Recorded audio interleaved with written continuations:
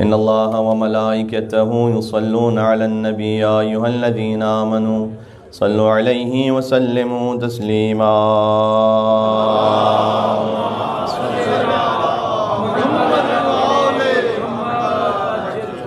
أعوذ بالله من الشيطان الرجيم بسم الله الرحمن الرحيم الحمد لله الذي أول بلا أول كان قبله والآخر بلا آخر يكون بعده الحمد لله الذي لا يبلغ مدحته القائلون ولا يحصي نعماءه العادون ولا يؤدي حقه المجتهدون الذي ليس لصفته حد محدود ولا نعت موجود ولا وقت ممدود ولا أجل معدود فطر الخلائق بقدرته ونشر الرياح برحمته وودد بالصخور ميدان أرضه والصلاة والسلام على مبلغ الرسالات الإلهية العبد المرتضى والنبي المجتبى والرسول المصطفى الذي قيل في شأنه في القرآن وما أرسلناك إلا رحمة للعالمين وما آتاكم الرسول فخذوه وما نهاكم عنه فانتهوا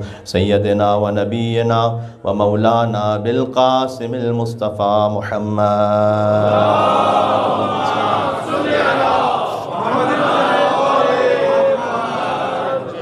وعلى آله الطيبين الطاهرين المعصومين المظلومين المنتجبين المنتخبين الميامين الذين قيل في شأنهم في القرآن قل لا أسألكم عليه أجرا إلا المودة في القربى وقال الله تبارك وتعالى أيضا إنما يريد الله ليذهب عنكم الرجس أهل البيت ويطهركم تطهيرا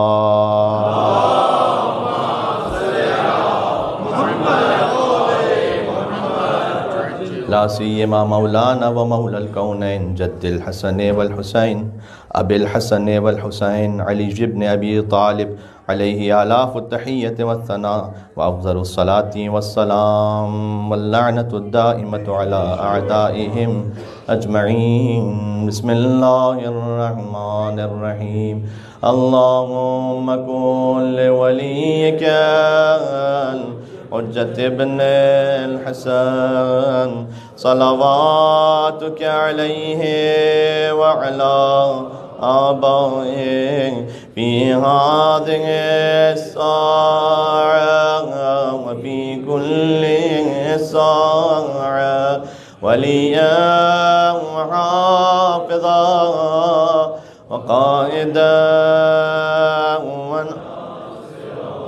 ودليلا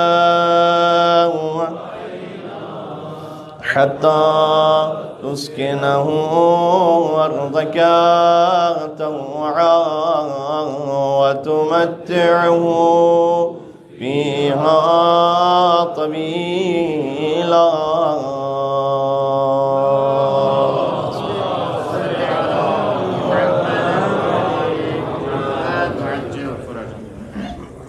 قال الله تبارك وتعالى في القرآن بسم الله الرحمن الرحيم فأوحى إلى عبده ما أوحى نعرہ صلوات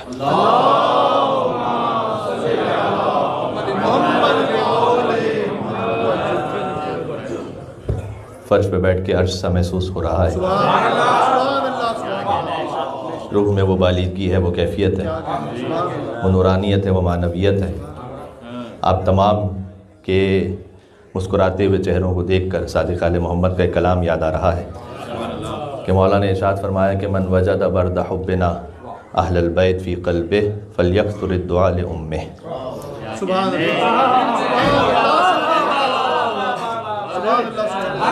یہ آپ تمام کی خوشیوں کی نظر میں یہ مولا کی حدیث کرنا چاہتا ہوں کہ مولا نے ارشاد فرمایا کہ جو ہم اہل البیت کی محبت کی ٹھنڈک کو اپنے قلب میں محسوس کرے فَلْيَكْثُرِ الدُّعَاء لِأُمِّهِ اسے چاہیے کہ اپنی ماں کے لیے بہت زیادہ دعا کیا کرے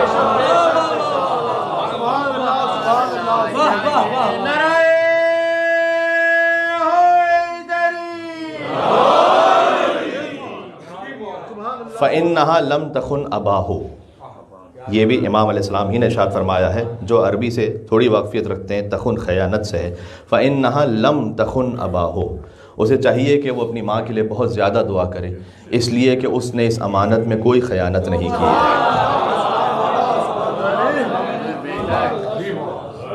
یا علی کہہ کے ہی شجروں کی تسلی کر لیں، یا علی کہہ کے ہی شجروں کی تسلی کر لیں، جان پہچان کا وقت کہاں ملتا ہے۔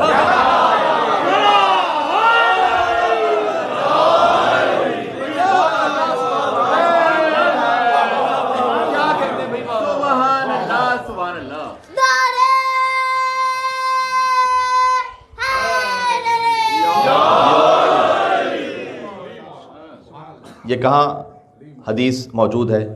ملا یحضر الفقیہ میں شیخ صدوق نے جلد نمبر 3 میں سے لکھا ہے، کتاب التہذیب میں شیخ طوسی نے جلد نمبر 4 میں سے لکھا ہے۔ اس لیے کہ کبھی جب یہ بات کہی جاتی ہے تو بعض لوگ یہ کہتے ہیں کہ یہ تو بے پڑھے لکھوں کی باتیں ہیں، یہ تو جاہلوں والی باتیں ہیں، یہ کیا مطلب ہے؟ تو آئیے کوئی شیخ صدوق پر فتویٰ لگائے، کوئی شیخ طوسی کے بارے میں بات کہے، اور جرت ہے تو پھر انہوں نے جن کا قول نقل کیا ہے، یہ تو صادق آل محمد کا فرمان ذیشان ہے۔ دیکھیں اس کی وجہ یہ ہے کہ توحید اور رسالت پر ایمان کا فوٹو آئیڈینٹیفیکیشن غدیر ہے۔ اب آپ سے بہتر اس جملے کو کون سمجھے گا؟ فوٹو آئیڈینٹیفیکیشن ہوتی ہے نا، آپ کہیں جاتے ہیں تو کہتے ہیں کہ آپ کی فوٹو آئیڈینٹیفیکیشن ہو تو وہ دیجیے گا۔ تو اگر آپ توحید اور رسالت پر ایمان رکھتے ہیں تو غدیر اس کا فوٹو آئیڈینٹیفیکیشن ہے، اس لیے کہ اس آئیڈینٹیفیکیشن میں وجہ اللہ کی تصویر موجود ہے، وہاں پر رسول اللہ بھی ہیں، وہاں پر ولی اللہ بھی ہیں۔ میں سوچتا ہوں کہ جب 1.25 لاکھ کے مجمع میں شمس الضحیٰ نے بدر الدجا کو اپنے ہاتھوں میں بلند کیا ہوگا تو وہ کہ جو پہلے ہی علی تھا اور کتنا علی ہو گیا ہوگا۔ محمد کے ہاتھوں پہ ولی ابن ولی تھا، محمد کے ہاتھوں پہ ولی ابن ولی تھا۔ بہت ایک لطافت ہے یہاں پر۔ اظہر کسے کہتے ہیں پتہ نہیں؟ ظاہر سے، اظہر یعنی جیسے اور ظاہر کیا جائے۔ ہے میرے ساتھ آپ؟ محمد کے ہاتھوں پہ ولی ابن ولی تھا، اظہر کہیں مظہر اوصاف جلی تھا۔ ہے میرے ساتھ آپ؟ دیکھیں علی غدیر میں اظہر ہے، معراج پہ مظہر ہے۔ یہ جملہ یاد رہے گا آپ کو؟ علی غدیر میں اظہر ہے، معراج پہ مظہر ہے۔ وہاں اللہ سبحانہ وتعالیٰ نے لہجہ علی ابن ابی طالب میں بات کی ہے تو مظہر اوصاف جلی ہے نا علی ابن ابی طالب علیہ السلام۔ تو وہاں اظہر ہے غدیر میں، جہاں رسول اللہ نے خود بلند فرمایا اور علی کو اور ظاہر کیا، جسے اور ظاہر کیا جائے اسے اظہر کہتے ہیں۔ محمد کے ہاتھوں پہ ولی ابن ولی تھا، اظہر کہیں مظہر اوصاف جلی تھا۔ ہو کس کے تصور میں بلندی کا تصور، اونچا بھی ہوا وہ کہ جو پہلے سے علی تھا۔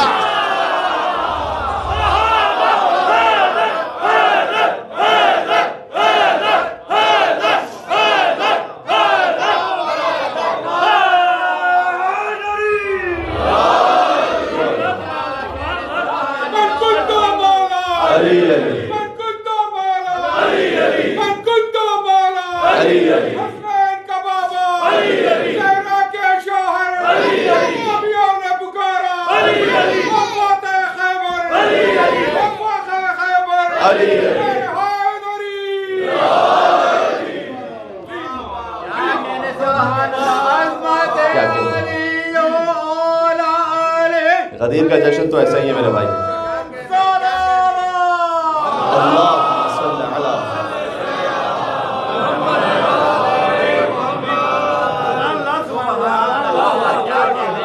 اونچا بھی ہوا وہ کہ جو پہلے سے علی تھا۔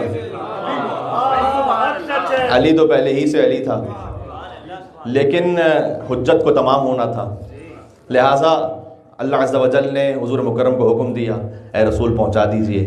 آیت بار بار کی سنی ہوئی ہے، جس آیت کو میں نے سرنامہ کلام میں پڑھا ہے وہ تو ایک مختصر سی آیت ہے سورہ والنجم کی، جہاں معراج کا ذکر ہے۔ ایک ہے سورہ اسراء کی آیت سبحان الذی اسریٰ بعبدہ، ابھی معراج کی بات ہوئی نا، لیلا من المسجد الحرام الی المسجد الاقصی الذی بارکنا حولہ لنریہ من آیاتنا، کہ سبحان ہے وہ پروردگار کے جو لے گیا اپنے عبد کو، عبد کا ذکر ہے یہاں پر، عبدیت تھی تو معراج نصیب ہوئی ہے، عبد کو لے گیا رات کے وقت ایک خاص مقام پر کہاں؟ من المسجد الحرام الی المسجد الاقصی الذی بارکنا حولہ، انتہائی نقطۂ سجود تک لے گیا۔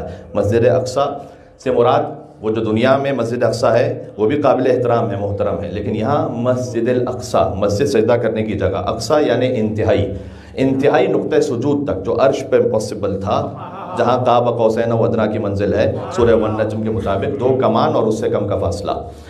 تو 2 کمان اس طرح سے بنتی ہیں کہ بلا تشبیہ، خدا کا تو کوئی جسم ہے نہیں لیکن یہاں تشبیہ ہی دی گئی ہے کہ اگر 2 لوگ آپس میں گلے مل رہے ہوں تو ایک کمان یہ ہے، ایک کمان وہ ہے کہ جو سامنے سے مل رہا ہے۔ یہ تشبیہ دی گئی ہے، خدا کا کوئی جسم نہیں ہے۔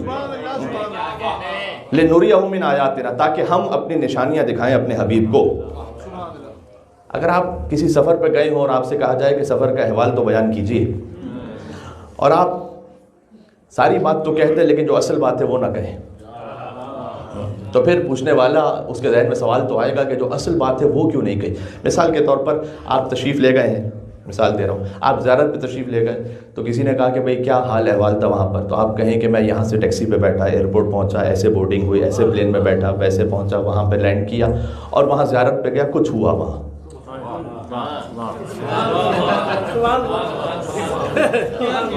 یہ بظاہر عقل میں آنے والی بات نہیں ہے کہ جو اصل بات ہے کہ جس کو سننے کے لیے بیٹھے ہیں وہ کیا ہوا۔ تو اللہ نے کہا فَأَوْحَى إِلَىٰ عَبْدِهِ مَا أَوْحَىٰ، ہم نے اپنے بندے کی طرف وحی کی ہے، کچھ وحی کی ہے۔ یہ سورہ نجم ہے، اللہ تعالیٰ نے ڈسکلوز نہیں کیا یہ ماں کیا ہے، اس ماں میم الف ماں، اس کے اندر سمندر ہے۔ فَأَوْحَىٰ إِلَىٰ عَبْدِهِ مَا أَوْحَىٰ، اس نے اپنے بندے کی طرف وحی کی ہے، پس ایک یہ ماں وہ ہے، وہ جو وحی ہے وہ ماں میں ہے پوشیدہ۔ قرآن کی اس ماں کو ایک اور ماں سے ملا لیجئے گا، یا ایھا الرسول بلغ ما انزل الیک من ربک، آپ وہ پہنچائیے کہ جو، یہ ماں اس ماں سے مل رہا ہے کہ جو آپ کے رب نے پہلے ہی نازل کر دیا ہے۔ فَإِن لَمْ تَفْعَلْ فَمَا بَلَّغْتَ رِسَالَتَهُ، اور آپ نے یہ نہ کیا تو عہد پیغمبری کو پورا ہی نہیں کیا۔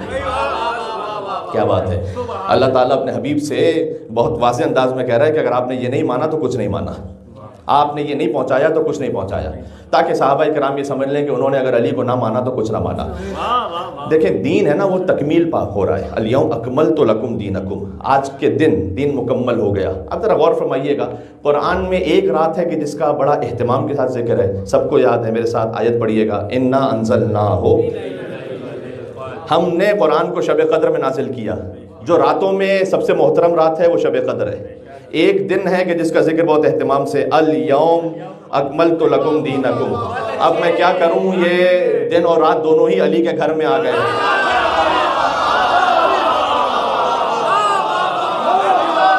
اللہ اکبر،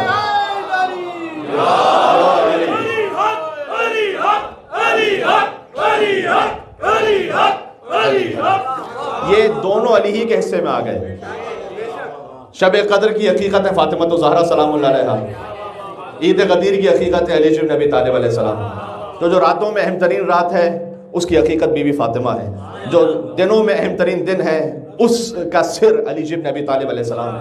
الیوم اکملت لکم دینکم، آج کے دن آپ کے لیے دین کو مکمل کیا، یعنی اس سے پہلے دین ناقص تھا یا نہیں تھا؟ گھبرانے کی بات ہی نہیں ہے۔ اللہ تعالیٰ جب کہہ رہا ہے کہ دین کو کامل کیا، اللہ تعالیٰ جب کہہ رہا ہے کوئی تکلف تو ہے نہیں نا، جب اللہ نے تکلف نہیں رکھا تو میں کیوں رکھوں گا یہاں پر؟ اللہ نے کہا کہ یہ دین ناقص تھا، آج کامل ہوا۔ الیوم اسپیسیفک ڈے کی بات ہو رہی ہے، الیوم آج کا دن، الیوم اکملت لکم، یہ جو الف لام ہے نا یہاں پر، یہ ہے آج کا دن، الیوم اکملت لکم دینکم، آج کے دن دین کامل ہو گیا۔ اتممت علیکم نعمتی، نعمتیں تمام ہو گئی۔ رضیت لکم الاسلام دینا، آج کے دن میں راضی ہوا کہ اسلام کو دین کہا جائے، میں نے اس کا ترجمہ پہلے کیا ہوا ہے آپ کی خدمت میں، کہ آج کے دن میں راضی ہوا اسلام کو دین کہا جائے، یعنی آج سے پہلے اللہ راضی نہیں تھا، آج سے پہلے تک اللہ راضی نہیں ہے، آج راضی ہوا ہے، آج اللہ نے دین کو مکمل کیا ہے۔ راضی نہیں ہونے کا مطلب یہ ہے کہ ابھی اللہ سبحانہ وتعالیٰ کی منشا مکمل نہیں ہوئی، ابھی اس کی مشیت پوری نہیں ہوئی، آج کے دن دین مکمل ہوا ہے۔ میں ایک سوال پوچھنے لگا ہوں آپ سے، دین غدیر کے دن مکمل ہوا، یعنی دین غدیر سے پہلے ناقص ہے، ابھی کمپلیٹ نہیں ہے۔ ایک سوال کر رہا ہوں، نعوذ باللہ من ذالک کہہ کے، کیا محمد مصطفیٰ صلی اللہ علیہ وآلہ وسلم کیا وہ بھی غدیر سے پہلے نعوذ باللہ ناقص تھے کیا؟ نعوذ باللہ، 3 دفعہ نعوذ باللہ کہہ دیا میں نے. کوئی بھی مسلمان یہ نہیں کہہ سکتا.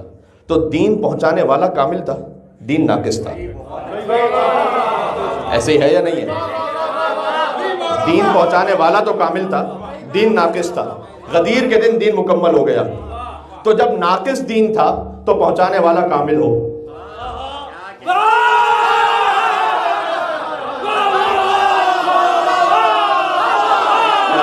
میں نے کہہ دیا.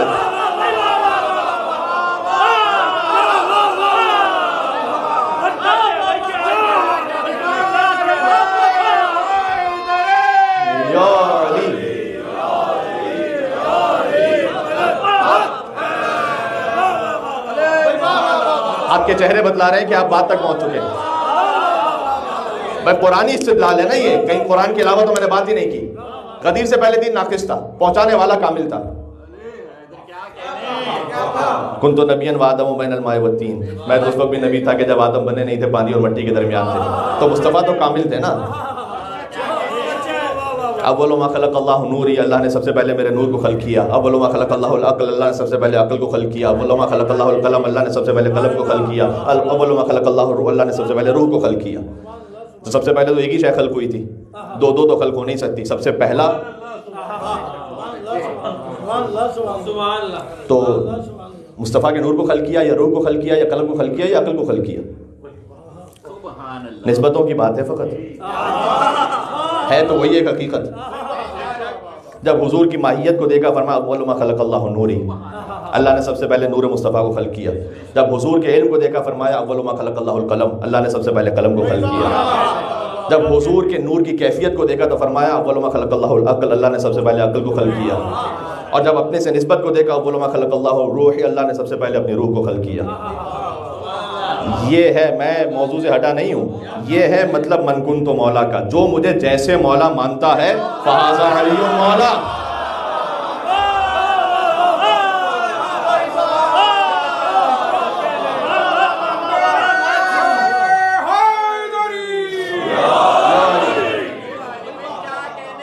جو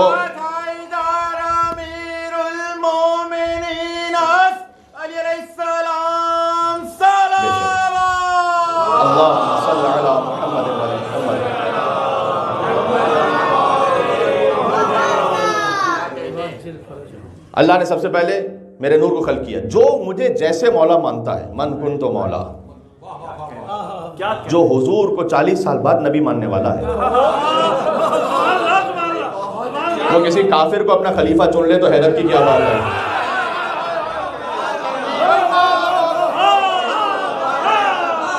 وہ تو مصطفیٰ کو بھی نبی نہیں مانتے تھے 40 سال پہلے. تو اگر وہ کسی قدیمی کافر کو چن لے تو اس میں کوئی تعجب کی بات ہی نہیں ہے. اس لیے کہ من کن تو مولا. بھائی اسلام آنے سے پہلے تو سبھی کفر پر تھے نا، تو اس میں تو کوئی تعجب کی بات ہی نہیں ہے. من کن تو مولا، جو مجھے جیسے مولا مانتا ہے فہذا علی مولا. تو جب دین ناقص تھا تو رہبر کامل تھا. دین کامل ہو گیا غدیر کے دن. رہبر اسے بناؤ گے، جا کے دیکھ لینا. یہ باتیں تو اب وہ موجود ہیں کہ جس کے لیے آپ خود سرچ کریں گے تو آپ کو بہت کچھ مل جائے گا.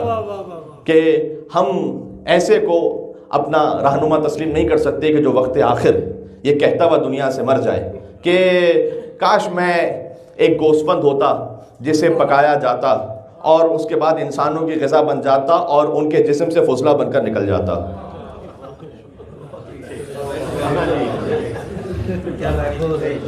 ہم تو اسے مانیں گے جس نے وقت آخر کا فزت و رب الکعبہ.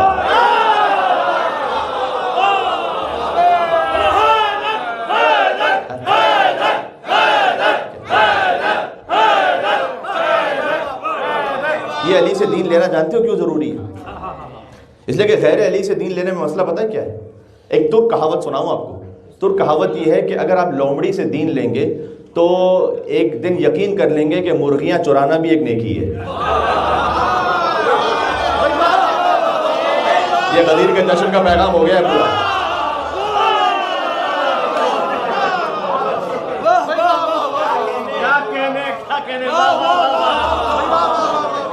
اگر لیکن لومڑی سے دین لیں گے نا تو ایک دن یقین کر لیں گے کہ مرغیاں چرانا بھی ایک نیکی ہے. اس لیے ضروری ہے کہ معصوم علی سے دین لو. یہاں تو ایک لفظ بہت بولا جاتا ہے اور آپ اس کی کیفیت کو محسوس بھی کریں گے. دیکھیں ہم پیس آف مائنڈ میں رہنا چاہتے ہیں. پیس آف مائنڈ یہ ہے کہ ہم نے جہاں سے عقیدہ لیا, جہاں سے توحید لی, جہاں سے نبوت لی, جہاں سے فقہ لی, جہاں سے اخلاقیات لی, وہاں پر کسی قسم کا ڈاؤٹ نہ ہو. ہم پیس آف مائنڈ میں رہنا چاہتے ہیں. اس لیے ہم نے رجوع کیا معصوم علی کی طرف. من کنت مولا فہذا علی مولا کا یہی مطلب ہے نا. حتیٰ میں فقط فقہ کی بات نہیں کر رہا, میں فقط عقائد کی بات نہیں کر رہا, بیسک ہیومن ڈگنیٹی, اخلاقیات.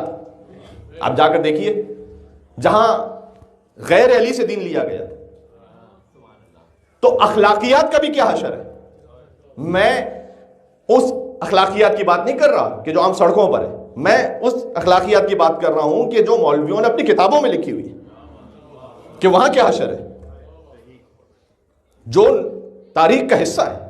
اچھا زیادہ دور کیوں جاؤں, انٹرنیٹ پر ایک حوالہ موجود ہے تو آپ بھی سرچ کر سکتے ہیں اسے, دارالعلوم دارالافتاء دیوبند, ان کی ویب سائٹ ہے. وہاں جا کر سوال نمبر 42873 یہ دیکھ لیجئے گا. سوال کیا گیا ہے کہ اگر دو امام جماعت ایک ساتھ ایک جگہ ہوں تو کس کے پیچھے نماز پڑھی جائے. میں اخلاقیات کی فقط مثال دے رہا ہوں, غیر علی کو ماننے کا نتیجہ کیا ہے.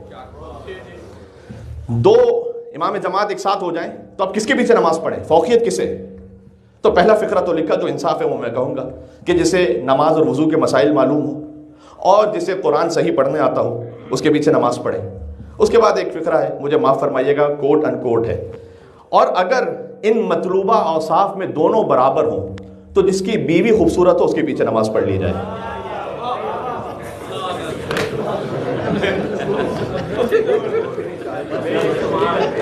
آپ یہاں پر اپنے چہرے چھپا رہے ہیں,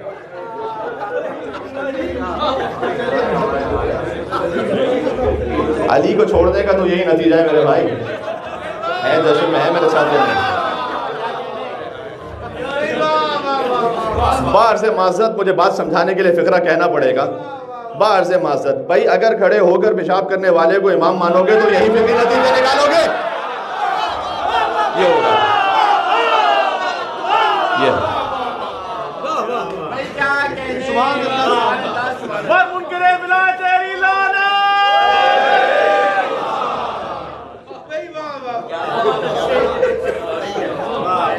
یہ ضرورت سمجھ میں آ رہی ہے من کنت مولا فہذا علی مولا کی. غدیر کو ماننا کیوں ضروری ہے. غدیر کو نہیں مانیں گے تو اس گندگی میں پڑیں گے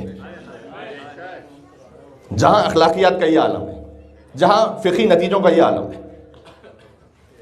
اس لیے کہ جب معصوم نہیں ہے نا, رسول کے بعد اگر کوئی معصوم نہیں ہے تو پھر یہ حشر ہونے والا ہے. میں آپ کے سامنے, جشن تو ہوتا ہی رہتا, میں پڑھوں گا جشن اور جاری و ساری اس وقت جشن, لیکن میں آپ کے سامنے کچھ پریکٹیکل ایگزامپلس پیش کر رہا ہوں. اگر آپ نے علی کے راستے کو چھوڑ کر کوئی اور راستہ اختیار کیا ہوتا تو کیا ہوتا, وہ یہ ہوتا.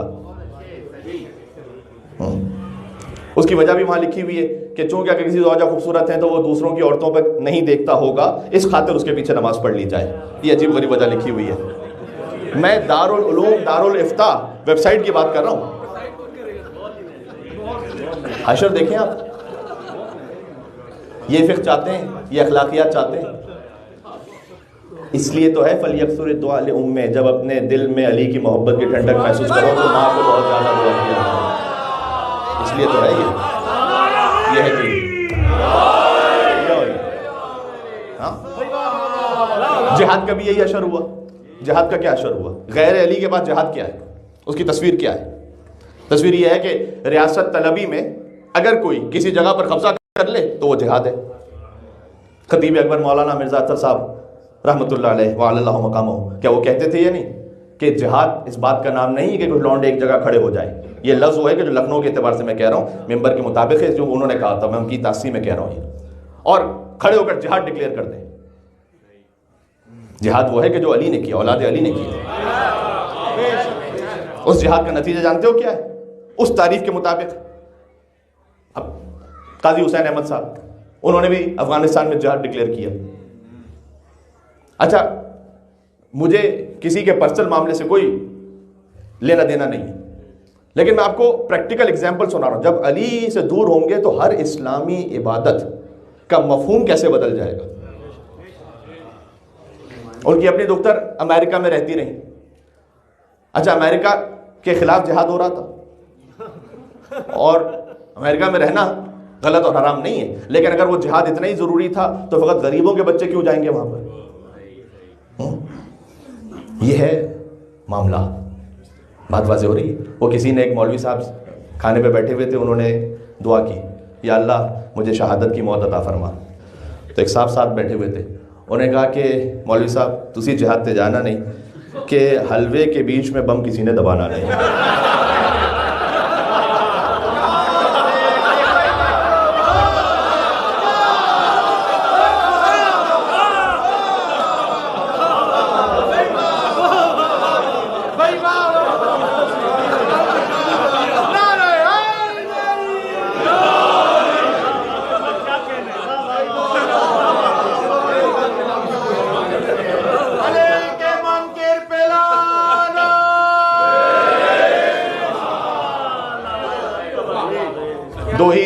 دو ہی جوان ہیں اس دو جہان میں, عباس کربلا میں, علی نہروان میں.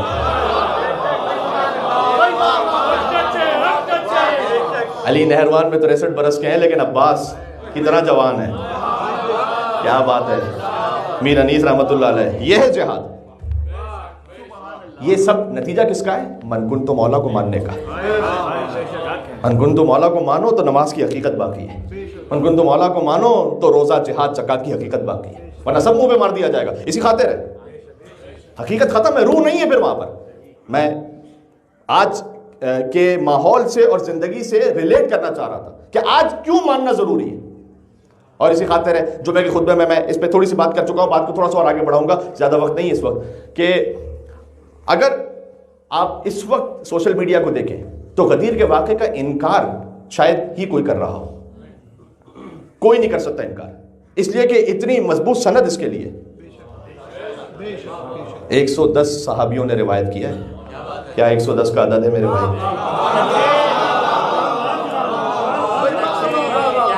علامہ امینی نے 110 صحابیوں کے نام لکھے جنہوں نے غدیر کے واقعے کو الگ الگ مقامات پر روایت کیا.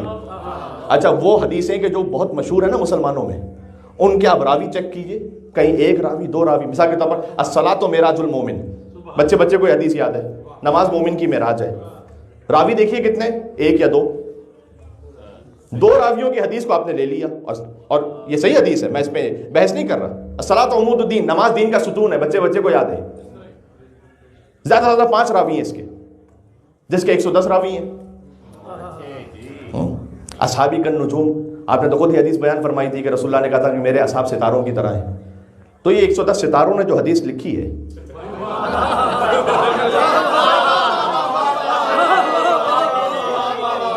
ایک 110 ستاروں نے لکھا ہے نا اسے اور بیان کیا ہے, اور یہ جنریشنز آفٹر جنریشنز بیان ہوتا رہا ہے.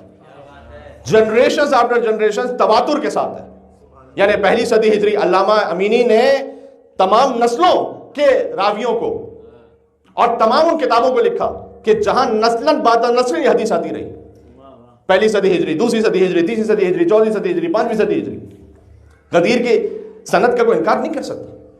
ہاں اس پر یہ بحث ہو سکتی ہے کہ مولا کا مطلب کیا ہے, وہ آپ جانتے ہیں. اس پر لوگوں نے بحث کرنے کی کوشش کی. اس کے علاوہ کوئی امکان نہیں ہے کہ غدیر کے واقعے کا کوئی انکار کر سکے. مجھے یاد ہے کہ میں گزشتہ سال کا جشن آپ کی خدمت میں پڑھ چکا ہوں. سعودی عرب کے ایک عالم تھے جنہوں نے کتاب لکھی پوری مولا کائنات کی ولایت پر. غدیر کے مقام پر جا کر انہوں نے تصویریں بھی شائع کی, سعودی عرب کے عالم. اس لیے کہ غدیر کے واقعے پر اب ڈاؤٹ نہیں ہے کہ یہ ہوا تھا یا نہیں ہوا تھا. ہاں مولا کے مطلب پر ڈاؤٹ کریٹ کرنے کی کوشش کی جاتی ہے. تو مولا کا مطلب دوست ہے, تو میں ہاتھ جوڑ کے عرض کروں گا کہ اگر حضور یہ کہنا چاہتے تھے کہ جو میرا دوست ہے, آپ رسول اللہ کو کس لیول پہ رکھنا چاہیں گے؟ آپ آقا سمجھیں گے, مولا سمجھیں گے, رسول سمجھیں گے, اپنا حاکم سمجھیں گے, یا دوست سمجھیں گے؟ مسلمانوں شرم نہیں آتی آپ کو یہ جملہ کہتے ہوئے؟ جو رسول اللہ سے کمتر نبی ہو ابراہیم, ان کا دوست تو اللہ ہو.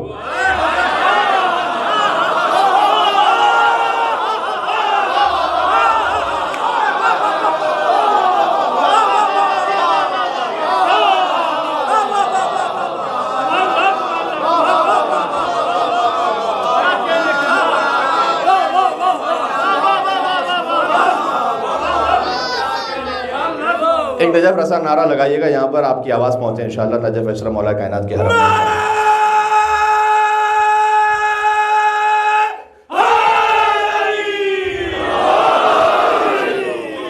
یہ میں نے یا علی کہنے کی درخواست آپ سے اس لیے کی کہ غدیر کے دن روایت میں ہے کہ 1 درہم صدقہ دینا 2 لاکھ درہموں کے برابر ہے، تو میں امید کر رہا ہوں کہ غدیر کی شب اور دن میں 1 مرتبہ یا علی کہنا 2 مرتبہ 2 لاکھ مرتبہ یا علی کہنے کے برابر ہے انشاءاللہ۔ علی علی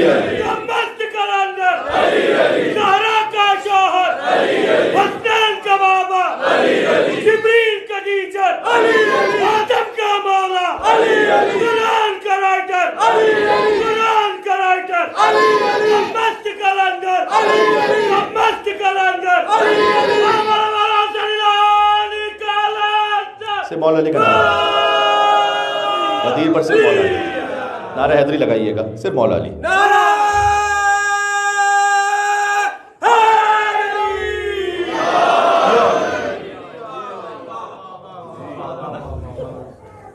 صحابہ کرام کا طریقہ تھا کہ جب وہ رسول اللہ سے کوئی حدیث بیان کرتے تھے نا، تو اگر انصاف کے ساتھ بیان کر رہے ہیں، اور کیجئے گا انصاف کے ساتھ اگر بیان کر رہے ہیں، تو جس لہجے میں رسول اللہ نے کہا ہوتا تھا اس کیفیت میں کہتے تھے۔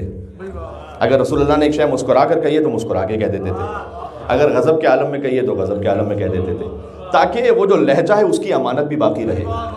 حضور نے ہاتھ نیچا کر کے علی کہا یا ہاتھ اٹھا کر علی کہا؟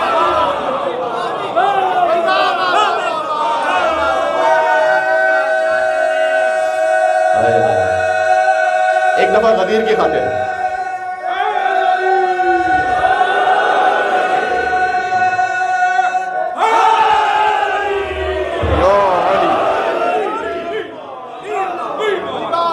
یہ رسول اللہ کے عمل کی تاثیر ہو گئی، رسول اللہ کی سنت پر عمل ہو گیا۔ من کنت مولا فہذا علی مولا، 4 مرتبہ فرمایا، 1 مرتبہ نہیں، غدیر کے خطبے میں ہے 4 مرتبہ کہا من کنت مولا فہذا علی مولا، بار بار حضور یہ کہتے رہے تاکہ دماغوں میں اچھی طرح سے بیٹھ جائے۔ اللہ جانے 4 کا عدد تو یا اللہ جانے یا مصطفیٰ جانے۔ ویسے کسی ملنگ سے پوچھا گیا کہ آپ کے خلفائے راشدین کون ہیں، تو اس نے یہ کہا کہ علی علی علی علی، 4 مرتبہ ریپیٹ ہو گیا۔ میں بات کو آہستہ آہستہ سمیٹ دوں گا، زیادہ طولانی گفتگو نہیں ہے۔ میں صرف اتنا کہنا چاہتا ہوں کہ اس کے لیے کوئی انکار نہیں کر سکتا کہ واقعہ ہوا تھا یا نہیں ہوا تھا۔ ابراہیم کا لقب تو ہو خلیل اللہ علیہ الصلوۃ والسلام، وہ اللہ کے دوست ہیں، تو مصطفیٰ کا دوست ہر ایرا غیرہ بن جائے گا؟ رسول اللہ نے کہا کہ جس کا میں دوست ہوں اس کے علی دوست ہیں۔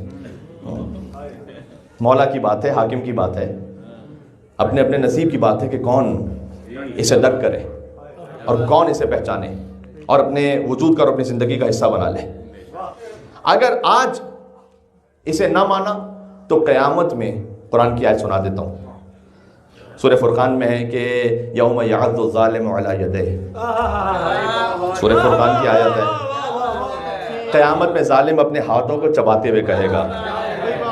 میں نے یہ اشارہ اس لیے کیا کہ اللہ نے قرآن میں کہا ہے قیامت میں ظالم اپنے ہاتھوں کو چباتے ہوئے کہے گا یا لیتنی اتخذت مع الرسول سبیلا، کاش میں نے دنیا میں رسول کے ساتھ سبیل کو بھی مانا ہوگا۔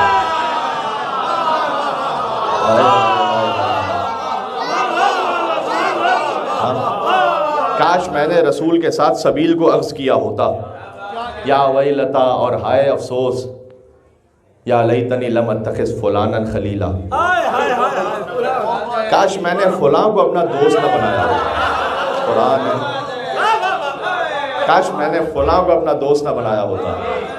آپ کے سامنے بات کہہ سکتا ہوں، ریفرنس کے ساتھ کہہ رہا ہوں، بہار اور انوار جلد نمبر 24 میں جا کر اس حدیث کے بارے میں دیکھیے گا، اس آیت کے بارے میں دیکھیے گا۔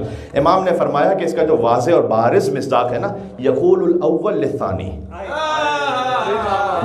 ایک دوسرے سے یہ کہہ رہا ہوگا کہ کاش میں نے تجھے قیامت میں اپنا دوست نہ بنایا ہوتا، کاش میں نے دنیا میں تجھے اپنا دوست نہ بنایا ہوتا۔ اچھا، جب یہ واضح ہے تو اللہ تعالیٰ نے نام کیوں نہیں لکھا میرے بھائی؟ یا لیتنی لم اتخذ فلانا خلیلا، نام نہیں لکھا اللہ نے، کہا فلانا خلیلا۔ یہ بچے یہاں داہنے بانے تشریف فرمائے، فل ان دا بلینکس ہوتا ہے یا نہیں؟ فلان جو ہے نا قرآن کا فل ان دا بلینکس ہے، اللہ تعالیٰ نے اوپن جگہ چھوڑ دی ہے۔ اس وقت سے لے کر آج تک جو دشمن علی ہے اس کا نام اس فل ان دا بلینکس میں فل کر دو۔ یا لیتنی لم اتخذ فلانا خلیلا، کاش میں نے فلاں کو اپنا دوست نہ بنایا ہوتا. یہ آج تک جاری ہے، آج تک جاری ہے. ہاں، فلاں کو اپنا دوست نہ بنایا ہوتا. بڑا اہم ہے یہ، اس بات پر آپ توجہ رکھیے گا کہ آپ کا اٹھنا بیٹھنا کس کے ساتھ ہے، اس کا اثر ہے.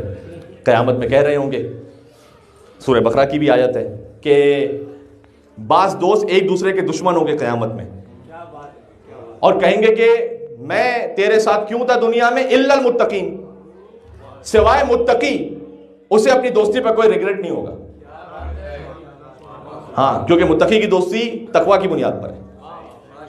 دیکھیں کہ کن فیملیز کے ساتھ اٹھتے بیٹھتے ہیں، کن لوگوں کے ساتھ اٹھتے بیٹھتے ہیں، آپ کا بچہ کس کے ساتھ اٹھتا بیٹھتا ہے، کون سی اسکول میں جاتا ہے، اسے وہاں کیا پڑھایا جاتا ہے، یہ سب اس ولایت کا حصہ ہے. یا لیتنی لم اتخذ فلانا خلیلا، کاش میں نے فلاں کو اپنا دوست نہ بنایا ہوتا. یہ میدان قیامت میں لوگ کہہ رہے ہوں گے. تو ہم ان کہنے والوں میں سے نہ ہو جائیں کہ کاش فلاں کو دوست نہ بنایا ہوتا، کاش فلاں کے ساتھ اپنے بچے کو نہ رکھا ہوتا. اہم ہے یہ. اور ایک اور آیت بھی سورہ زمر کی کہ یا حسرتا، وہ حسرت سے کہے گا کہ علامہ فررت فی جنب اللہ، کاش میں نے جنب اللہ کے حق میں کوتاہی نہ کی ہوتی. جنب اللہ یعنی اللہ کا پہلو. کتنی قریب تعبیر ہے یہ. نفس رسول سے بڑھ کے تعبیر ممکن نہیں رسول اللہ کے لیے، مولا علی کے لیے جو تعبیر آئی ہے. اور جنب اللہ سے بڑھ کر اللہ کا پہلو. ہم جانتے ہیں کہ یہاں فزیکل پہلو مراد نہیں ہے، لیکن ویسے کہ جیسے وہ پہلو میں ہو. کاش میں نے جنب اللہ کے حق میں کوتاہی نہ کی ہوتی. قیامت میں بہت سے لوگ یہ کہہ رہے ہوں گے. بات واضح. اس لیے اس حق میں کبھی کوئی کوتاہی نہ کریں اور پہنچائیں. فَلْيُبَلِّغِ شاہد الغائب، جو شاہد ہے وہ غائب تک پہنچائے. باپ اپنی اولاد تک پہنچائے. اس لیے آپ نے پہنچانا ہے. آپ نے کسی بھی طریقے سے علی بن ابی طالب علیہ السلام کی ولایت کو پہنچانا ہے. یہ رسول اللہ نے واجب کیا ہے. یہ رسول اللہ نے واجب کیا ہے. میں بات کو اختتام تک لے کر آ گیا کہ اگر اس پر کسی کے لیے اصرار سمجھ میں نہیں آ رہا کہ کیوں اتنا زیادہ ضروری ہے، تو اسے جانا چاہیے اول خلقت میں، جہاں اللہ تعالیٰ نے کہا تھا نا کہ ملائکہ سے کہ آدم کو سجدہ کرو. آیت ساری نہیں پڑھنی مجھے، لیکن سب نے سجدہ کیا الا ابلیس ابا واستکبر وکان من الکافرین. اس نے تکبر کیا، انکار کیا، اور وہ تھا پرانا کافر.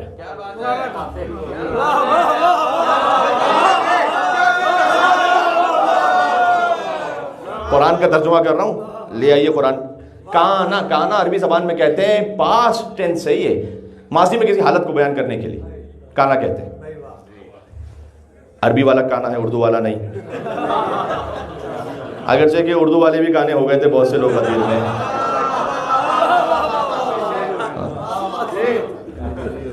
سورج گہ کے دین کا ابھرا غدیر میں، مولائیوں کو مل گیا مولا غدیر میں. اترا ہوا ہے شیخ کا چہرہ غدیر میں، اور نقلی نے دیکھا اصلی خلیفہ غدیر میں.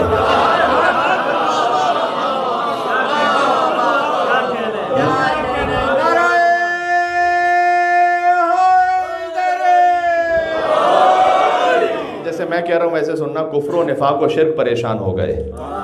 کفر و نفاق و شرک، کفر و نفاق و شرک پریشان ہو گئے. بھئی تینوں کا ہو رہا ہے صفایا غدیر میں.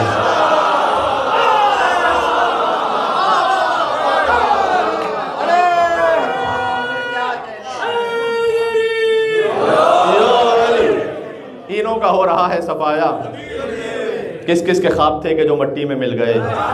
نکلا ہے حسرتوں کا جنازہ. ظاہر میں کہہ رہا تھا وہ بخن لگا، مگر سینے پہ سانپ لوٹ رہا تھا. ظاہر میں دیکھو مولا کی 20 معنی ہو سکتے ہیں، بخن کا تو ایک ہی مطلب ہے. بخن کا تو ایک ہی مطلب ہے. اب جو تاریخ کو جانتے ہیں وہ جانتے ہیں، میں اس کو تفصیل میں تو جا نہیں سکتا. بخن کا تو ایک ہی مطلب ہے. ظاہر میں کہہ رہا تھا وہ بخن لگا، مگر سینے پہ سانپ لوٹ رہا تھا غدیر میں. اور حیدر کو مصطفیٰ نے بڑی چاہتوں کے ساتھ، حیدر کو مصطفیٰ نے بڑی چاہتوں کے ساتھ ہجرت کی شب سلایا، اٹھایا غدیر میں.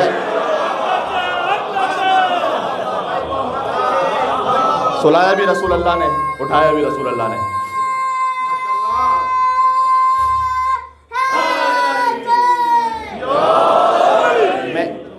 کانا من الکافرین پر آ گیا میں. کانا من الکافرین وہ تھا پرانا کافر.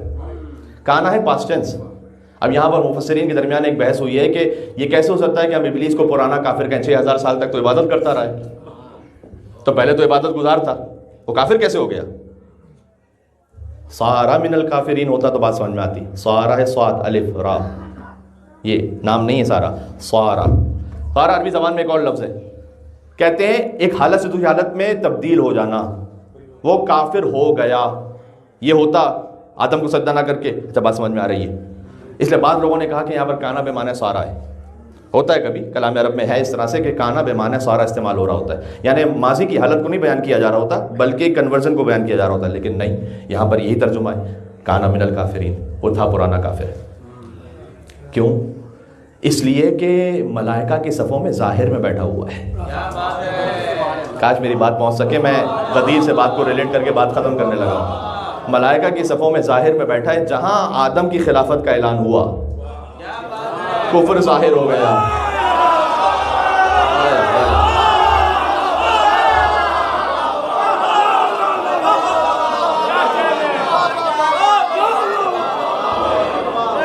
دیکھیں قرآن تو ایسے ہی سمجھاتا ہے. جہاں آدم علیہ السلام کی خلافت کا اعلان ہوا, اللہ نے کہا کانا من الکافرین, وہ تھا پرانا کافر, ہے پرانا کافر. لیکن آج کفر ایکسپوز ہو گیا. آدم صفی اللہ کی خلافت کے اعلان پر شیطان کا کفر ایکسپوز ہو گیا. علی ولی اللہ کے اعلان پر اس کا کفر ایکسپوز ہو گیا, جسے دیکھ کر شیطان بھی راستہ بدل لیتا تھا.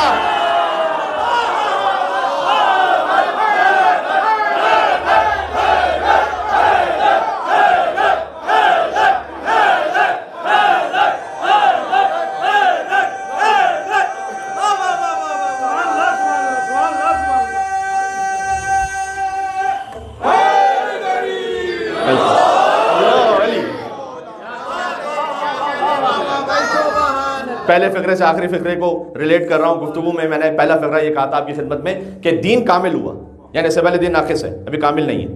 لیکن اگر کوئی اسی ناقص دین پر اسی وقت ہی مر جائے اتنا ہی عمل کرتے ہوئے تو اس کی نجات ہو گئی نا, اس میں تو کوئی شک نہیں ہے. مثلا آدم علیہ السلام کے زمانے میں جو تھا اس نے آدم کو مان لیا اور مر گیا, جنت میں چلا گیا. اگر نوح علیہ السلام کے زمانے تک پہنچ گیا تو پھر آدم کو بھی مانو, نوح علیہ السلام کو بھی مانو. آپ کے کیا کہنے ہیں؟ آپ فقط آدم علیہ السلام کو ماننے سے بات نہیں بنے گی, نوح علیہ السلام کو بھی مانو. اچھا نوح علیہ السلام کے زمانے میں مر گیا, جنت ہو گئی, لیکن جی گیا ابراہیم علیہ السلام تک. اب آدم کو بھی مانو, نوح کو بھی مانو, ابراہیم کو بھی مانو. ہائے ہائے ہائے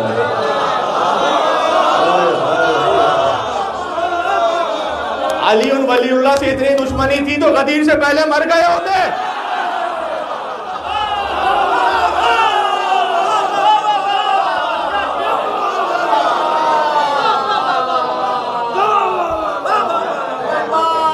بات سمجھ میں آ رہی ہے؟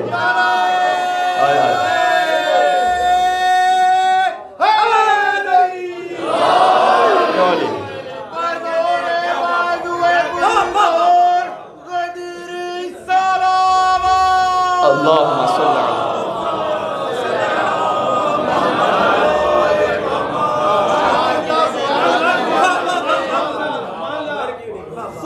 ابراہیم علیہ السلام کے زمانے میں مر گئے, جنت ہو گئی. موسیٰ علیہ السلام کے زمانے تک پہنچے, اب موسیٰ کو بھی مانو. ایک نتیجہ اور دینا چاہ رہا ہوں. عیسیٰ علیہ السلام کے زمانے تک پہنچے, کافی تھا اگر موسیٰ کے زمانے میں مر گئے ہوتے. اب عیسیٰ علیہ السلام کو بھی مانو. اور مصطفیٰ صلی اللہ علیہ وآلہ وسلم تک پہنچے, اب مصطفیٰ کو بھی مانو. اچھا حضور نے فرمایا قولوا لا الہ الا اللہ تفلحوا, لا الہ الا اللہ کا نجات پا جاؤ گے. اس وقت مر گئے ہوتے, لا الہ الا اللہ کافی ہو جاتا.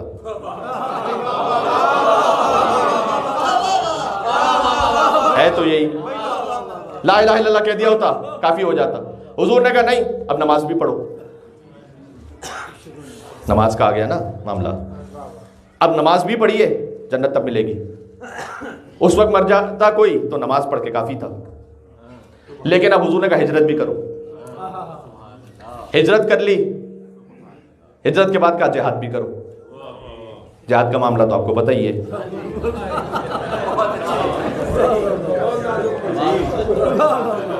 جی نازک معاملہ اس لیے ہے کہ لوگوں نے بوڑھوں کے سردار تو بنائے حدیثوں میں، لیکن وہ احد میں جوانوں سے زیادہ تیز رفتار بھاگ رہے ہیں۔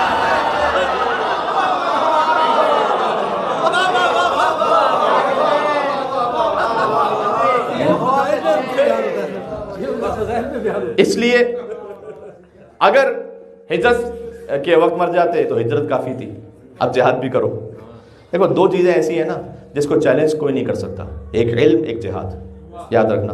اگر میں آپ سے کہوں نا کہ میں زندگی میں نماز شب پڑھتا ہوں تو آپ مجھے چیلنج کر کے نہیں کر سکتے آپ مجھے، کیونکہ آپ نے مجھے دیکھا نہیں ہے۔ اگر میں کہوں کہ میں ہزاروں لاکھوں چیریٹی کرتا ہوں سال بھر، آپ مجھے چیلنج نہیں کر سکتے کہ نہیں جناب ایسا تو نہیں، اس لیے کہ آپ کو کیا معلوم۔ لیکن اگر میں کہوں کہ میں دنیا کا سب سے بڑا عالم ہوں تو آپ فوراً مجھے چیلنج کر سکتے ہیں۔ بات سمجھ میں آ رہی ہے؟ بہت لاجیکل بات کر رہا ہوں، بہت لاجک کی بات کر رہا ہوں۔ اگر میں کہوں کہ میں دنیا کا سب سے بڑا عالم ہوں تو آپ مجھ سے کہیں گے کہ کوئی سوال پوچھ لیں کہ جو مجھے نہیں آتا ہوا، تو میرا دعویٰ غلط ہو جائے گا۔ علم کے دعوے کو باطل کرنا بڑا آسان ہے۔ دوسرا ہے جہاد۔ نماز میں ریاکاری ہو سکتی ہے، روزے میں ریاکاری ہو سکتی ہے، جہاد میں نہیں ہو سکتی، اس لیے کہ جان اسٹیک پہ لگی ہوئی ہے۔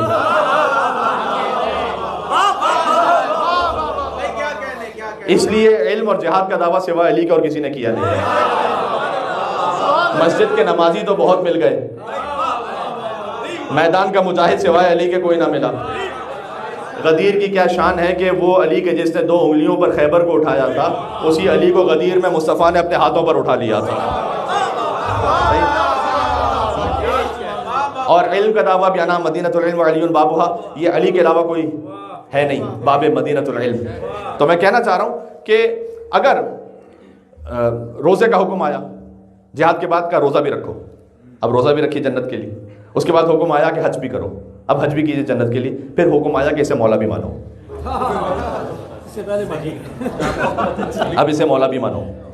ہاں تو اب اگر اسے مولا ماننا ہے تو کوئی گزر جائے اس سے پہلے، دیکھیں ہم سے یہ کہتے ہیں کہ غدیر کی خوشیاں نہ منایا کرو، ایک اسلام کی بڑی مقتدر شخصیت گزر گئی تھی، اسلام کی ایک بڑی مقتدر شخصیت گزر گئی تھی، تو غدیر کی خوشیاں نہ منایا کرو۔ اب بات تو ٹھیک ہے، غدیر کا سن کر ہی گزر گئے ہوں گے۔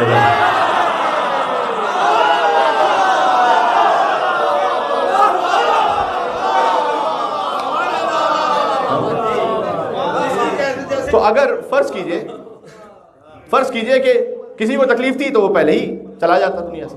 اچھا حضور مکرم نے ایسا اہتمام کیا کہ کوئی بھولنے بھی نہ پائے، ایسا اہتمام کیا۔ دیکھیں اگر میں آپ سے یہاں پی ایس وی میں کسی اور جگہ پر بھی کہوں کہ آپ ممبر لے آئیے گا، تو ہو سکتا ہے کہ آپ کہیں سے کوئی ممبر کا ارینجمنٹ کر دیں، امام بارگاہ میں ممبر کا ارینجمنٹ ہو سکتا ہے، لیکن میں آپ سے میلبرن سڈنی فری وے پر درمیان میں کہوں کہ ممبر لے آؤں،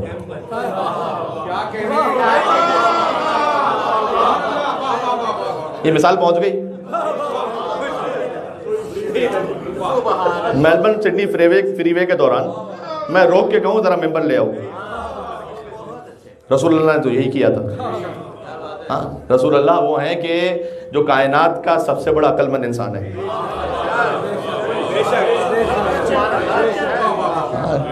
اللہ نے جسے عاقل نہیں کہا عقل کہا ہے۔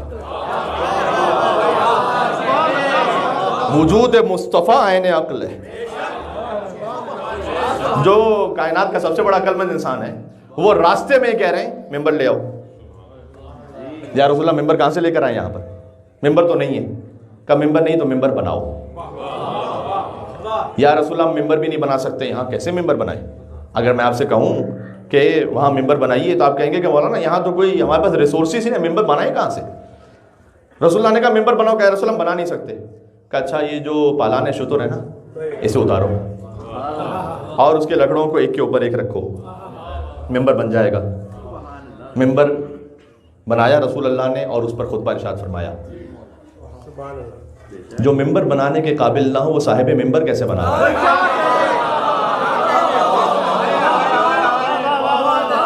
جس کو سمجھ میں نہیں آ رہا تھا کہ ممبر کیسے بنائے، 2 مہینے بعد صاحب ممبر بنا رہے تھے، تو رسول اللہ نے ممبر بنوایا اور ممبر بنا کر خطبہ ارشاد فرمایا۔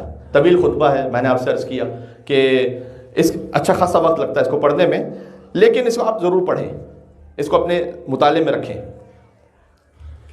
ایک جگہ میں نے اس کو ٹرائی کیا تھا, تو اگر آپ 14 کے فونٹ سے مائکروسافٹ ورڈ پہ اس خطبے کو پیش کیجیے گا تو 15 صفحات بنیں گے. اب بچوں کے لیے اس سے زیادہ آسان میں کر نہیں سکتا تھا, اتنا خطبہ ہے یہ. تو یہ جو خطبہ حضور نے ارشاد فرمایا, اب طویل خطبہ دے رہے ہیں, یہ میں بات کہہ چکا ہوں, اور حضرت علامہ طالب جوہری صاحب اللہ مقامہ, ان سے سن کے میں نے یہ بات کہی تھی آپ کی خدمت میں کہ رسول اللہ نے کسی بھی حکم کے لیے مجمع جمع نہیں کیا. نماز آئی پہنچا دی, روزہ آیا پہنچا دیا, جو جو ملتا گیا پہنچاتے گئے. مجمع جمع فقط علی کی ولایت کے لیے کیا. یہ جو آپ اتنے بڑے مجمع میں تشریف فرمائے نا, مجمع جمع ہو جائے تو فضائل علی کو سننا سنت صحابہ ہے, فضائل علی کو پڑھنا سنت رسول ہے. تو حضور مکرم نے مجمع جمع کیا اور اس کے بعد پہنچائی, اس بات کو پہنچایا کہ جو اللہ سبحانہ وتعالیٰ نے پہلے نازل کر دیا تھا. جو آگے چلے گئے تھے پیچھے بلایا, جو پیچھے رہ گئے تھے انہیں آگے بلایا. یہ سب رمزیت تھی کہ آگے چلے گئے ہو, غلوف کر رہے ہو تو پیچھے آ جاؤ, نہ کہو علی رب, پیچھے آ جاؤ. اور اگر تم اتنے مقصر ہو کہ اپنے آپ کو علی جیسا کہہ رہے ہو, ایمان پر آؤ, ذرا صراط مستقیم پر آؤ, علی مولا پر آؤ. اور اس کے بعد حضور مکرم نے طویل خطبہ دیا اور پھر اتنا بلند کیا کہ حضور مکرم کے بغلوں کی سفیدی تک نظر آ رہی تھی. یہ تاریخ میں لکھا ہوا ہے. علی بن ابی طالب علیہ السلام کو بلند کیا. اچھا, ممبر پر اگر خطبہ ہو رہا ہو تو ایک خطیب ہوں گے یا دو؟ معمولاً تو ایک خطیب ہونا چاہیے. اس دن دو نظر آ رہے تھے ممبر پر. مولانا اظہر حسن زیدی صاحب یہ کہتے تھے کہ اگر آپ کسی بچے کو ممبر پر اٹھائیں تو کچھ وہ بچہ نظر آ رہا ہوگا اور کچھ وہ اٹھانے والا نظر آ رہا ہوگا. لیکن اگر کوئی بالکل جوان ہو سامنے تو پھر اٹھانے والا غیبت میں چلا جائے گا.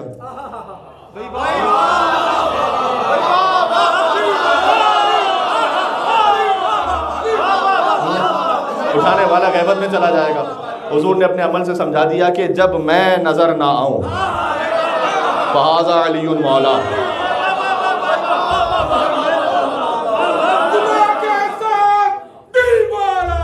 علی مولا, نبی بولے خدا بولا, علی مولا, ہر ایک میزان میں تولا, علی مولا, نعرہ حیدری.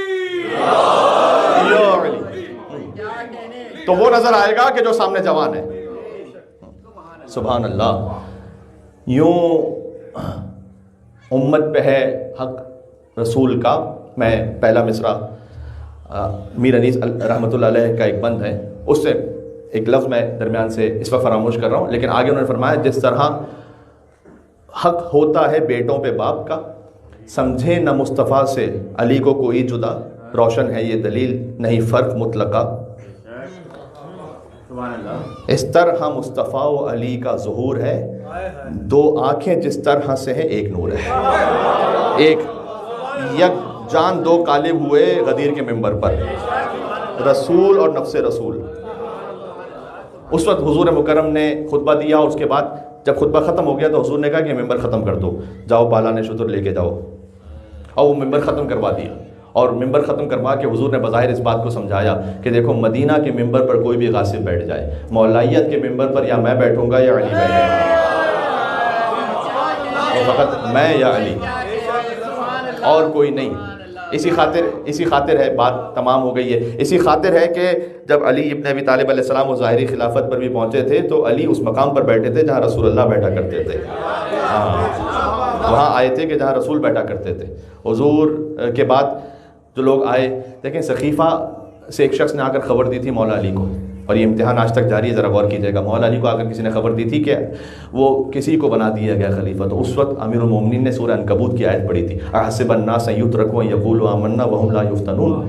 کیا انسانوں نے یہ سمجھ رکھا ہے کہ ہم انہیں ویسے ہی معاف کر دیں گے اور جنت میں بھیج دیں گے؟ حسب الناس ان یترکوا ان یقولوا آمنا, وہ کہیں گے کہ ہم ایمان لے چھوڑ دیں گے, وهم لا یفتنون, اور ہم کی آزمائش نہیں کریں گے کیا؟ وَلَقَدْ فَتَنَّا الَّذِينَ مِن قَبْلِهِمْ, ہم نے تو ان سے پچھلے والوں کو بھی آزمائش کے بغیر نہیں چھوڑا. اور اللہ آزمائش اس لیے کرتا ہے کہ وَلَا يَعْلَمَنَّهُ الَّذِينَ صَدَقُوا وَلَا يَعْلَمَنَّ الْكَاذِبِينَ, کہ اللہ یہ دیکھ سکے کہ تم میں سچ بولنے والا کون ہے اور جھوٹا کون ہے. جھوٹا کون ہے اللہ یہ دیکھے. بعد وفات رسول جو تھا وہ میں اس وقت سے زیادہ تبصرہ نہیں کرنا چاہتا, لیکن مولا علی نے آیت پڑھی تھی اور بعد میں جب وہ بامر مجبوری آئے علی بن ابی طالب علیہ السلام کے پاس، تو علی نے اپنے عمل سے سمجھایا تھا اس بات کو کہ دیکھیں جب حضور کے بعد پہلے خلیفۃ المسلمین وہ تشریف لاتے تھے ممبر پر، تو وہ ممبر پر ایک زینہ نیچے ہوتے تھے، اس کے بعد اور زینہ نیچے ہوتے تھے، تیسرے جو خلیفہ آئے وہ ممبر انہوں نے چھوڑ دیا تھا اس لیے کہ ممبر کے زینے بچے نہیں تھے، اور امیر المومنین جب تشریف لائے تو انہوں نے پہلے زینے کو چھوڑا، دوسرے زینے پر قدم رکھا اور وہاں بیٹھے کہ جہاں رسول اللہ بیٹھتے تھے۔ اگر یہ اس ترتیب ہی کی چوتھی خلافت ہوتی نا تو پھر زمین کھود کر اندر ہی جانا پڑتا، پھر کوئی جگہ بچی نہیں تھی جس لیول سے جا رہے تھے، لیکن علی بن ابی طالب علیہ السلام تشریف لائے اور وہاں بیٹھے جہاں رسول اللہ بیٹھتے تھے۔ یہ میں غدیر سے جوڑ رہا ہوں اس بات کو۔ علی نے ابھی کچھ کہا نہیں تھا، اپنے عمل سے اس بات کو سمجھایا کہ تمہاری نگاہ میں ہو سکتا ہے یہ چوتھی خلافت ہو، علی کی نگاہ میں رسول اللہ کے بعد یہ پہلی ہی خلافت ہے، یہ بلا فصل ہے۔ بلا فصل کا مطلب ہی یہی ہے، بلا فصل کا مطلب ہی یہی ہے کہ یہ رسول اللہ کے بعد یہ پہلی ہی خلافت ہے، اسی تسلسل میں ہے، لہٰذا وہاں بیٹھے کہ جہاں رسول اللہ بیٹھتے تھے۔ اور پھر کسی نے جب یہ کہا کہ علی آپ وہاں کیوں بیٹھ گئے کہ جہاں رسول اللہ تشریف رکھتے تھے، تو اس وقت مولا علی نے فرمایا تھا کہ الحمدللہ علی احسانہ قد رجع الحق علی مکانہ، ہم پروردگار کی اس کے احسان پر کہ آج حق اپنے مقام پر واپس آ گیا۔ ہائے ہائے ہائے ہائے، کیا بات ہے! میں قربان علی بن ابی طالب علیہ السلام کے ذکروں کے، ہم پروردگار کی، آپ کہنا میرے میں اختتام تک آ گیا ہوں، ہم پروردگار کی اس کے احسان پر کہ آج حق اپنے مقام پر واپس آ گیا۔ اور اس کے بعد جس نے اعتراض کیا تھا اسے دیکھ کر کہا ما ھذا الاواد، ان لکڑی کے ٹکڑوں کی حیثیت کیا ہے؟ کیا دوش رسالت کو بھول گئے ہو؟ یہ قدم تو وہ ہیں جو رسول اللہ کے شانوں پر بلند ہو کر بتوں کو توڑ چکے ہیں، ان لکڑی کے ٹکڑوں کی کیا حیثیت ہے؟ علی بن ابی طالب علیہ السلام نے اس وقت بھی اس بات کا اظہار فرمایا کہ یہ رسول کے بعد چوتھی خلافت نہیں ہے، رسول اللہ کے بعد بلا فصل پہلی خلافت ہے۔ اس بات کو سمجھنا اس لیے ضروری ہے کہ یہی وہ حق ولایت ہے کہ جو ہم سے مانگا گیا ہے، اور اللہ سبحانہ و تعالیٰ اس حق کے اور عقیدہ ولایت کو ہمیں اپنی نسلوں تک پہنچانے کی توفیق نصیب فرمائے انشاءاللہ سے۔ میں آپ کے سامنے یہ اعلان کر دوں کل کے لیے کہ کل اعمال روزے عید غدیر ہیں، اور یوزولی پی ایس وی میں اعمال روزے عید غدیر اب تک اس طرح سے منعقد نہیں ہو پائے، لیکن چونکہ ویکینڈ ہے، جناب محترم علی حسین بھائی اور ان کی اور رفقا ہماری حیدرآبادی کمیونٹی کے مومنین، انہوں نے اس بات کا اہتمام کیا کہ چونکہ ویکینڈ ہے، ویسے تو یہ اعمال ہر سال ہوتے تھے لیکن کسی اور مقام پر ہوتے تھے، لیکن اس بار ہم نے پی ایس یو میں اس لیے رکھا ہے کہ تاکہ اور زیادہ تعداد میں انشاءاللہ مومنین شریک ہو سکیں۔ 10 بجے کے ٹائمنگز کا اناؤنسمنٹ ہے، وہ ایک خاص وجہ سے پی ایس وی کے ٹائمنگ کے حساب سے آپ 10:30 بجے تشریف لے آئیے گا انشاءاللہ سے، کیونکہ پی ایس وی کا جو ٹائم ہوتا ہے وہ ایگزیکٹ ہے، اور اس پر ہم دعائے نطبہ انشاءاللہ شروع کر دیں گے۔ یہ میں نے اس لیے گزارش کر دیا کہ ایسا نہ ہو کہ کوئی پہلے سے تشریف لے آئے اور بعد میں اسے یہ مسٹرسٹ ہو کہ اعلان کچھ تھا اور پروگرام لیٹ شروع ہوا۔ تو انشاءاللہ ہم کوشش کریں گے کہ 10:30 بجے دعائے نطبہ کے ساتھ اس پروگرام کو شروع کر دیں۔ اس کے بعد 2 نمازیں، جن میں سے ایک نماز کی فضیلت یہ ہے کہ اس نماز کو پڑھنے والا مختصر ترین فجر کی طرح فقط ایک نماز ہے، اس نماز کو پڑھنے والا ویسا ہے کہ جیسے اس نے غدیر کے میدان میں علی بن ابی طالب کے ہاتھوں پر بیعت کی ہے۔ یہ اجر ہے اس نماز کے پڑھنے والے کا، مختصر ترین نماز ہے لیکن اس کی فضیلت اتنی زیادہ ہے۔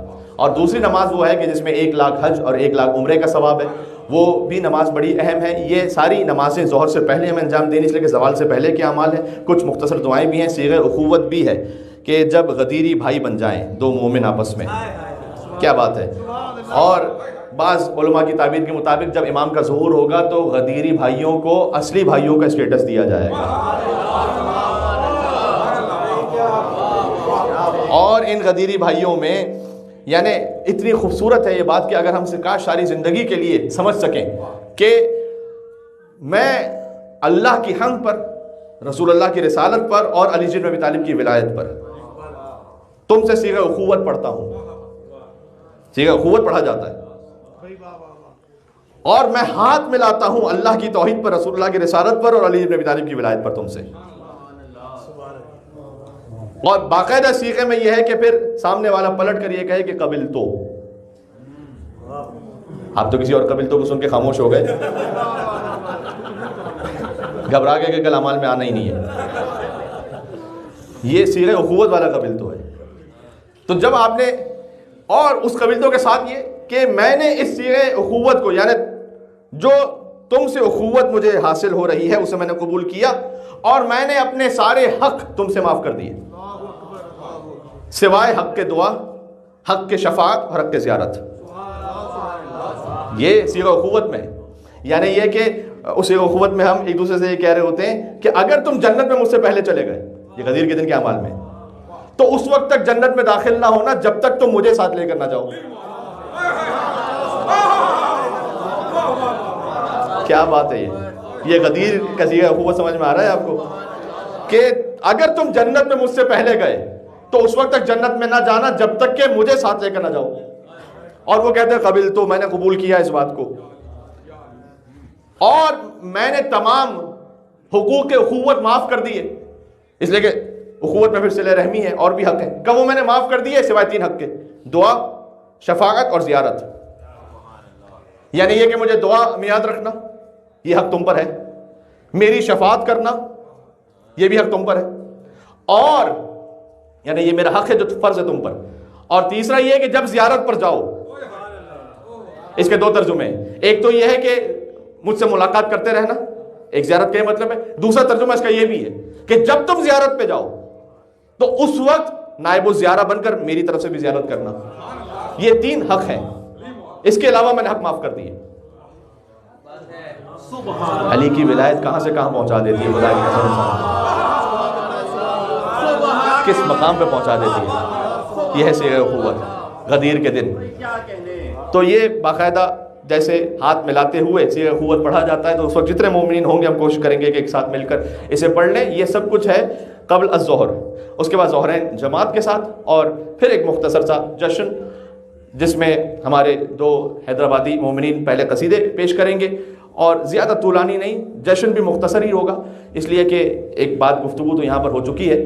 اور میں چاہوں گا کہ پڑھنے والوں میں میرا نام بھی کسی طرح سے شامل ہو جائے. تو مجھ سے محترم علی حسین بھائی نے ریکویسٹ کی ہے کہ آپ بھی مختصر جشن سے خطاب کیجیے گا. ہو سکتا ہے کہ میں 10 سے 15 منٹ خطاب کروں اور اس کے بعد نیاز اہل بیت علیہ السلام کا اہتمام ہے. ہاں, یہ سوال جو بڑی کثرت کے ساتھ کیا گیا ہے اس لیے میں اس کا جواب بھی دے رہا ہوں. وہ یہ کہ غدیر کے دن کا روزہ وہ بہت زیادہ فضیلت رکھتا ہے.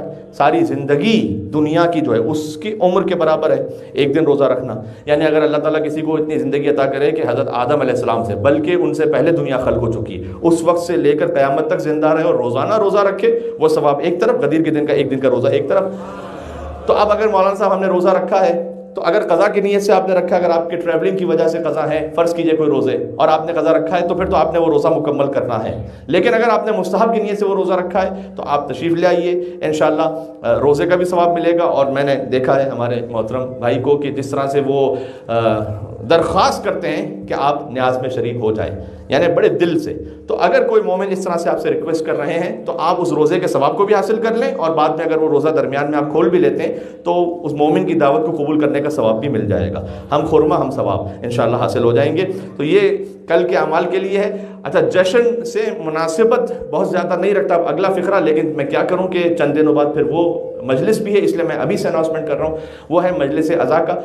ایک مجلس باقی ہے ایام عزا سے پہلے, اور وہ ہے طفلان مسلم علیہ السلام کی شہادت کی مجلس. جیسے آپ حضرت مسلم نقیل اسلام کی مجلس میں شریک ہوئے, اسی بھرپور تعداد میں انشاءاللہ اسی جوش و کیفیت کے ساتھ آپ تشریف لائیے. ٹیوزڈے کو یہ مجلس ہے 22 ذی الحج کی مناسبت سے, تو وہ ایک مجلس ہے. اس کے بعد چونکہ جو شب جمعہ نیکسٹ آ رہی ہے وہ شب عید مباہلہ ہے, تو خود بخود اس میں جشن ہوگا عید مباہلہ کا. اور اس میں بھی جناب علی حسین بھائی نے یہ اہتمام کیا کہ جناب میر تکلم صاحب تشریف لائیں گے اور وہ بھی اپنا منقبتیہ کلام پیش فرمائیں گے. تو وہ شب جمعہ کا سلسلہ ہے, اس لیے مجلس ٹیوزڈے کو ہے. آپ 6:30 پر نماز جماعت کے ساتھ جوائن کر سکتے ہیں تو جوائن کر لیں, ورنہ بعد میں آپ جوائن کر لیں. آپ سے گزارش یہ ہے کہ یہاں سے وہاں تک 3 مرتبہ پرزور حیدری اور غدیری صلوات بید محمد والے محمد پر اللہم صلی علی